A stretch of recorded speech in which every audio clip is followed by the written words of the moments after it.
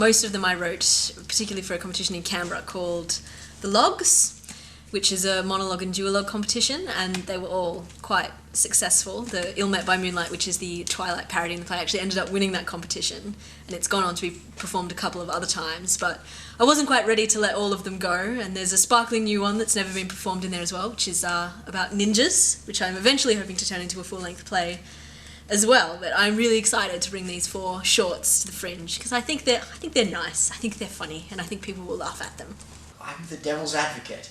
Have you no moral compass? I love doing stand-up comedy, and I like being funny, and these plays make me laugh, so I signed on pretty much immediately. Don't you want to be happy? Don't you get sappy with me. I don't want her to stop!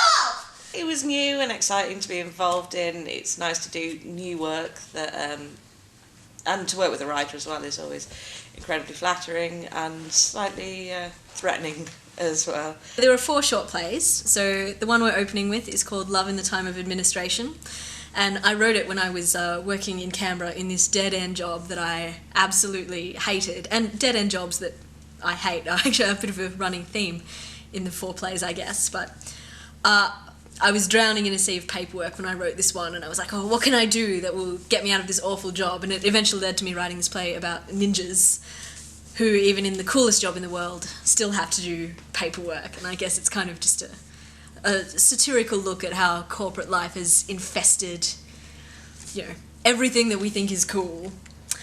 Second one is called Sitting on Your Shoulder. It's the classic angel, demon on your shoulder, arguing. So I guess they're both playing, the same character in a way, different facets, internal argument, again, about whether to leave a terrible job or do something that you really want to do.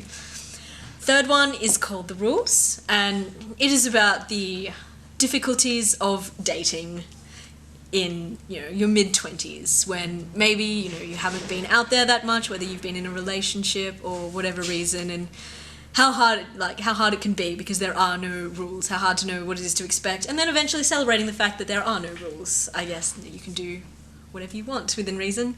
And then the 4th one, which is my favourite, is called Ill Met by Moonlight, and it is a parody of Twilight, which I really, really hate and have profited off hating, which is nice.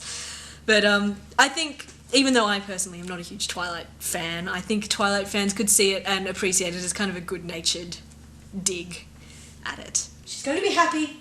She needs money. Money can't buy happiness. Shut up! You like acting so much? Then let's do another play.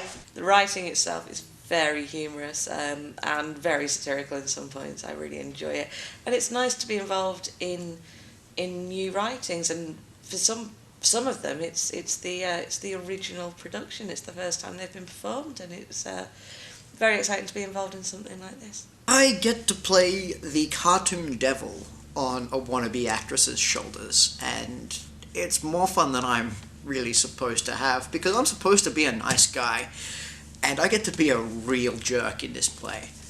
You're not really the right physical type for this role. What are you talking about? Our girl is gorgeous. But I might be persuaded to think otherwise if you took off all your clothes. Okay. I like have a working relationship with my actors. I'm not of the school that, actors are meat puppets with a union.